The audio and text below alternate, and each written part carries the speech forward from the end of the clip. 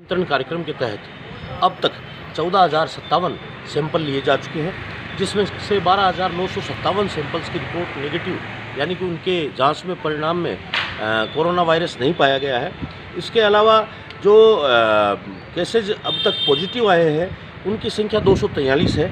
और 243 में से 153 लोगों को डिस्चार्ज हम कर चुके हैं, यानी कि वो ठीक हो चुके हैं। और आज ये बताते हुए खुशी है मेरे को कि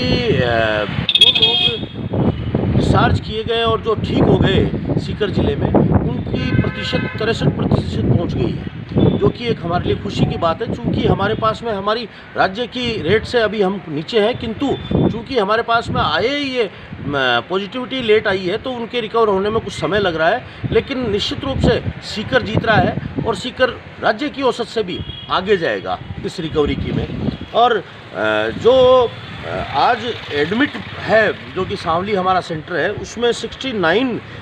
लोग आज उसमें एडमिट हैं और जो एक्टिव केसेज सीकर के हैं वो 85 हैं, जिसमें से कि कुछ लोग जयपुर में भी एडमिट हैं। मैं आपको ये बताते हुए मेरे को खुशी हो रही है कि आज भी हमने 24 लोगों को वहाँ से जो ठीक होने के पश्चात उनके घरों को भेजा है, जो कि सीकर के लिए बहुत बड़ी जीत की स्थिति है। हालांकि आज हमें 12 लोग पॉजिटिव अन्य भी मिले हैं, जो कि अन्य स्थानों से आए थे, माइग्रेंट थे वो है। और उसके अलावा एक नागौर के व्यक्ति की जांच यहाँ की गई थी, वो भी यहाँ पॉजिटिव मिला है। तो यहाँ के परिणामों में कुल 13 पॉजिटिव मिले हैं, जो कि एक नागौर ज़िले का है और बाकी 12 लोग सीकर ज़िले के हैं। निश्चित रूप से ये मेरे को कहने में कोई गुरेज नहीं है कि हम लोग जो अब तक हमारा पॉजिटिव केसेस का आंकड़ा है वो 243 है, जिसमें से 94% लोग वो हैं, जिसमें से 83% तो सीधे माइग्रेंट थे जो कि अन्य राज्यों से आए थे, और 11% के आसपास वो लोग हैं जो कि उनके क्लोज कॉन्टेक्ट में आए। ये